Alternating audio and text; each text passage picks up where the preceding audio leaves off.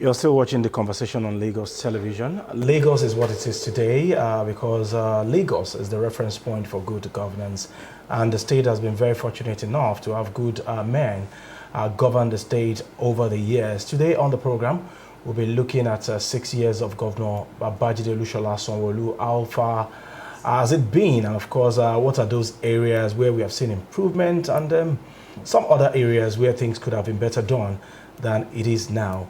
We have joining us this morning, Debo Adeniro. Debo is the convener of KAKO. It's our pleasure to have you. It's my pleasure to be with you. Thank you for having me. All right, so let us have a critical assessment of the administration of Mr. Babajide Sanwo-Olu in 6 years, side by side, with a themes plus agenda of Mr. Governor. How would you say that he has fared so far?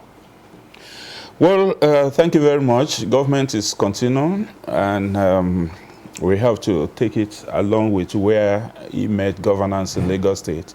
And I believe that it's building on the foundation that he met on the ground.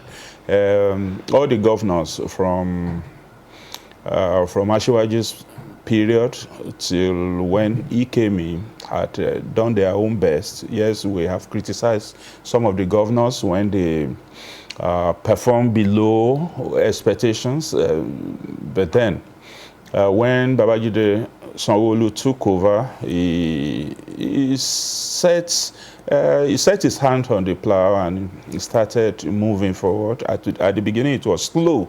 You know, the pace was very slow, but within a year before the first anniversary, I think he had hit the wrong way, and since then he had not stopped. I know that a number of things are still begging for attention, but then when you look at all the sector, the social sector, especially the health, the education, and transportation, he had done marvelously well, because a number of new routes have been constructed, a number of vehicle parks, motor parks, what do you call it now? The bus stops, had been maybe renovated in such a way that they don't disrupt the flow of traffic. Then in health sector, he has done a number of renovation of many of the hospitals. Yes, the crowd, I'm talking about crowd, the population of Lagos will not allow so many things to look as sufficient, because the more the government increases the infrastructure, the more crowd, the more population rise that we experience in Lagos. And that is why that you can hardly do without traffic in Lagos. But then there are some areas that can be taken care of, because all of the agencies that are supposed to control the traffic, those that control parks, I think they call them last park, and the rest of them are to up their games and be professional in their conduct, because sometimes what we believe they should be doing is to help the populace prevent commission of traffic offenses, parking offenses, and the rest of them. But sometimes we believe that they lay ambush for motorists, so that they run afoul of the law with a view to catching and maybe extorting them. And one area that government need to stop his agencies is for the officers to be asking people for whatever, to fill their tank, to provide money for their lunch and things like that. If somebody has committed an offense, yes, let him know that he has committed an offense. If you want to temper justice with mercy and want to use your discretion that he didn't do it deliberately, or maybe he could be let go, just allow such a person to go. Many occasions I needed to educate them that, look, I'm not sure the governor or the government is aware of all of this, the way you engage motorists. Then there are some places where road markings confuse the populace, Right. you know. So if you are going to Ikorodu, if you are a new visitor to that place,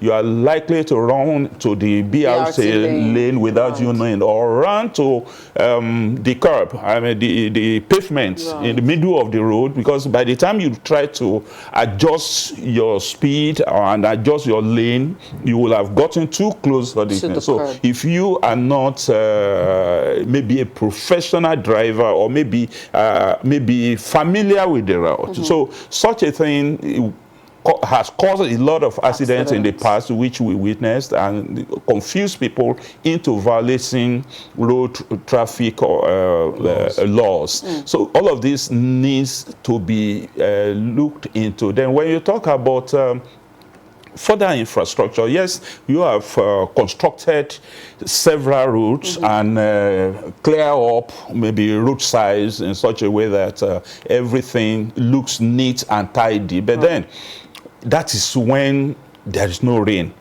Okay, the question of flash flood in Lagos State is becoming too perennial. Okay. And if something is, I mean, keep recurring year in, year out, then there should be a lasting solution for it. The perennial flooding along Ogba Road, around Odoeron specifically, has been there since ages. The one around Awolowo House in Ikeja bus stop had been there for ages, and several other places. Okay. You know, I think what the government needs to do is to make the drainage channels deeper and wider. Okay. You know, if it is deeper, then it will be able to take the volume of the because the more the spaces are built up, the more they occupy places where water can percolate into the underground channels. Right. Then if it is wider or is deeper, then it will be able to take more volume. I believe that should be done. So the last 6 years has not been bad.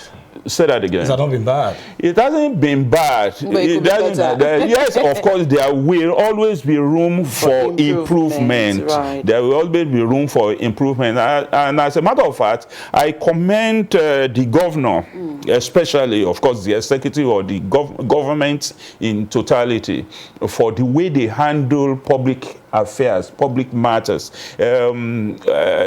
It comes to mind in the days of COVID, the way the governor took personal interest in it with the commissioner for health, the way they took it as if their life depended on it, and they actually combated it in such a way that the thing was contained in such a way that, because in Lagos, where you have this enormous population, it will have been a disaster like maybe second to what you experience in China and other countries, Asian countries. All right. But they contained it.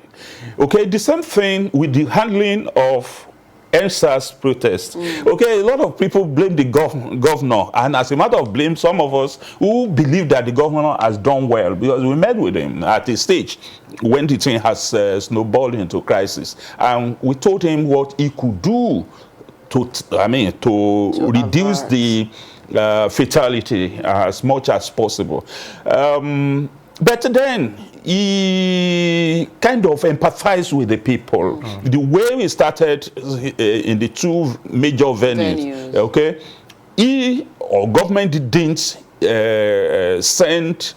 I mean, the law enforcement agencies didn't combat the protesters, and they actually allowed them for the first 3 to 5 days. Right, and the government actually attended to the demands of the protesters, you know, which they call 5 for 5 and all that. Took the letters, promised that they're going to execute it.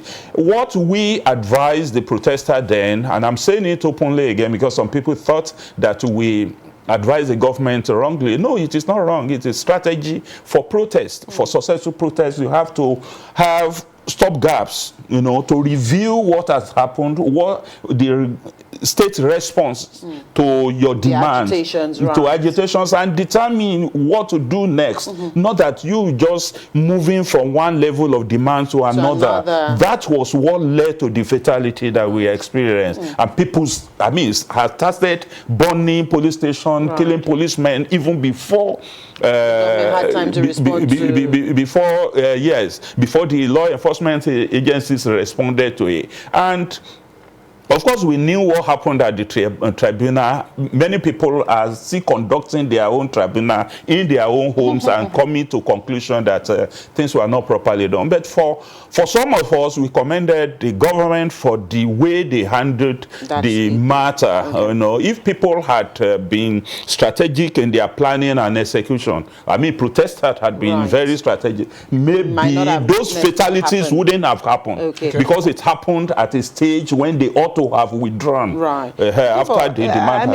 You've commended the governor and the administration in the last 6 years, and you've also taken time to take a look at almost all the sectors. But very quickly, let's look at issues around security. We know that Lagos has also been blessed in a way, and we've not witnessed major incursion or infractions in the state. So if you were to give a scorecard of this administration in terms of general security, what would it be? And what are some of the areas that you'd like for government to consolidate on in terms of security? Well, like I have said, there will always be room for improvement. All these security trusts that was inaugurated and executed had worked wonders in several parts of Lagos State.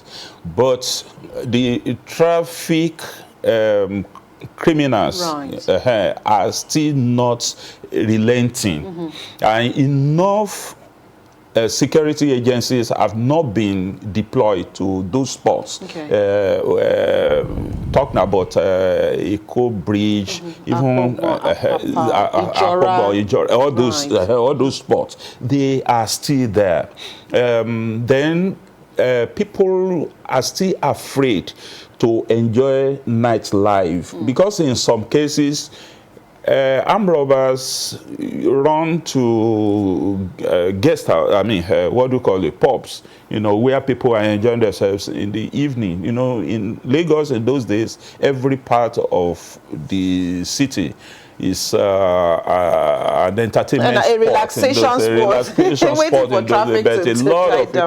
a lot of people are afraid to enjoy their life in those places nowadays. Then the security agencies don't seem to be dutiful enough, ready to commit themselves to the duties.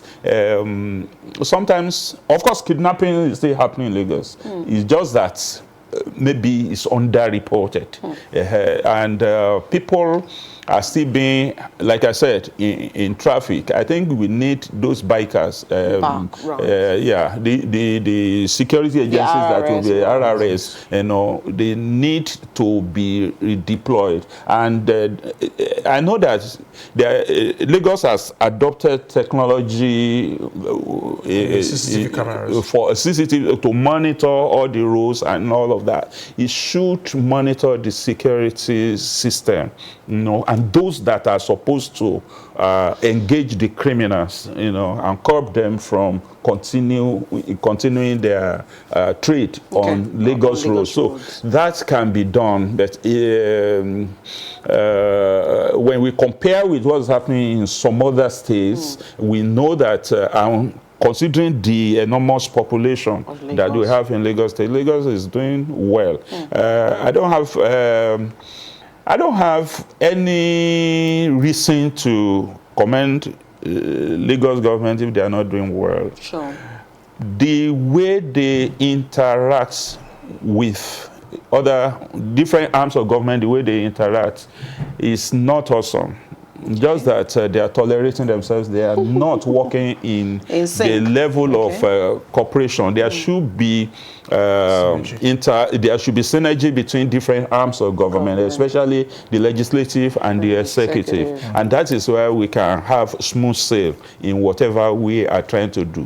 What happened recently in the Lagos State House of Assembly didn't have to happen in the first place, because I said it in the open air that, look, there should be a way of managing the affairs of Lagos in such a way that it will remain in the cynosure of other states. You know, the good example that it used to be.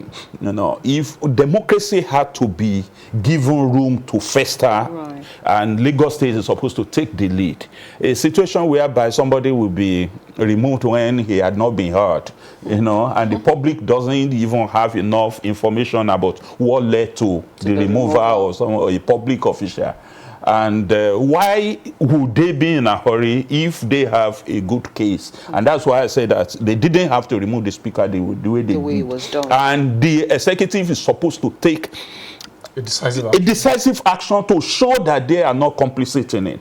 Despite, I mean, a number of people have accused, you know, the executive arm of government as if they are complicit. Yeah, then in selection of public officials in Lagos, that is political appointees, there should be a synergy also. There should be consultative meetings between the three arms, especially of government in Lagos State. Even the judiciary has a role to play, because they have to do background check on everybody to be appointed. And the legislatures should also have a say why the executive can decide, I want this to be my commissioner. We also complained that, look, certain commissioner that were doing well shouldn't be dropped. Should come back. Certain commissioners that were not doing well should not come back. We said it, but then they had to be debated in the open fora. You know, the House of Assembly ought to invite the rest of us, I mean, some of us in the public, to come and assess those that have been nominated to become part and parcel of the executive team, of the cabinet in Lagos. So all of this, they should synergize, they should work in harmony. They should not see each other as rival. There should be inter-level cooperation, so that instead of rivalry, they should work together all the time and see what is right as right and what is wrong as being wrong. All right, well, let's talk about the investment of this administration on improving the quality and the magnitude of infrastructure in Lagos State. How would you assess it so far? Well, it's been so far so good, but then in terms of the resources that is available to Lagos State, they can do better, far better. Because all of these routes, look at what is happening on this Maitu-Ipmori corridor. You know, Ipmori-Maitu corridor is not good, and the road could be widened. Then look at this Igomu interchange, or what do we call it, can also be improved in such a way, because it has been like that since the 70s, and they know the volume of vehicles that need to use those roads are enormous. So if new bridges cannot be constructed, which I believe can be constructed, because if you look at what is happening in China and a few other countries, you know that Lagos is like a state in China. You know, I mean, that is it. Then I know that a number of watercrafts have been, procured, some boat ferries and the rest of them. There, yes, that is good. Even the train. Leave the train aside. The train has not, is a good infrastructure. Yes, but the impact, the impact is not yet being fed the way it should be fed. But then those water things can also be expanded. Then there's no part of Lagos that you cannot get to by water, if the channelization of all of those canals were done.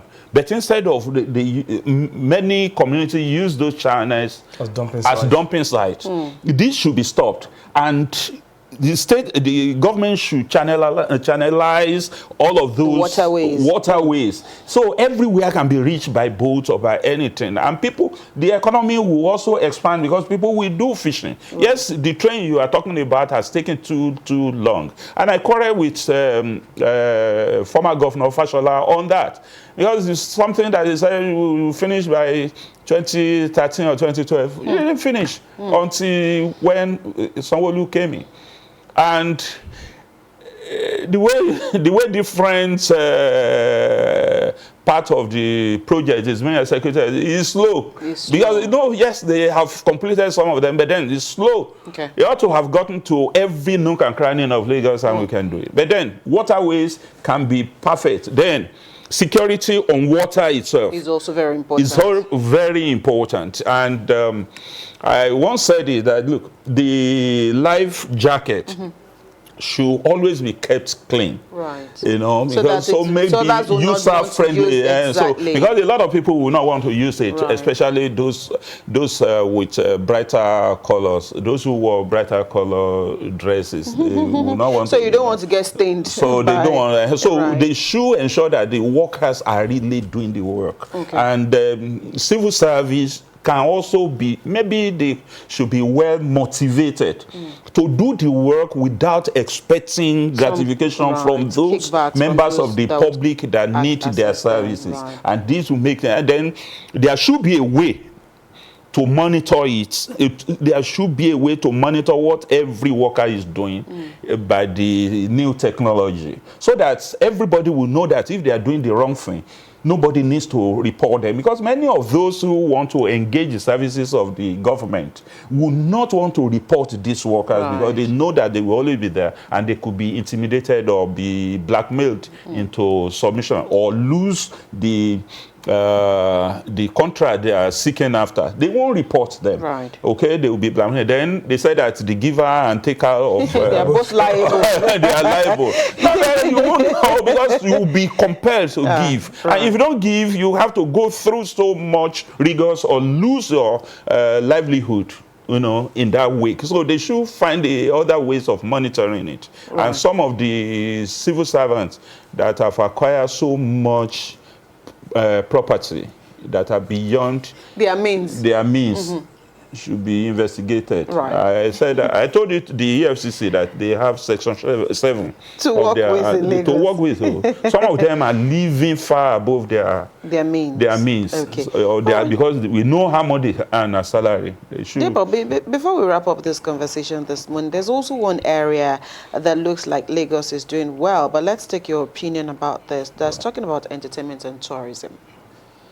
Well, I don't know, because entertainment, yes, they encourage entertainers. But then I don't know, maybe I'm not familiar with the public sector in the area of entertainment and tourism, because they could, I know that they built a number of theaters and that they encourage people to use it, but they are not using it to the optimal. Yeah, that is. What is it that is not making artists want to take interest in? Were they encouraged and all of that? Then when subventions were given to entertainers, who gets what? Okay. Are they the true entertainers, and what are they really doing? Then the cultural show. Yes, I know that a number of things take place in the Freedom Park and a number.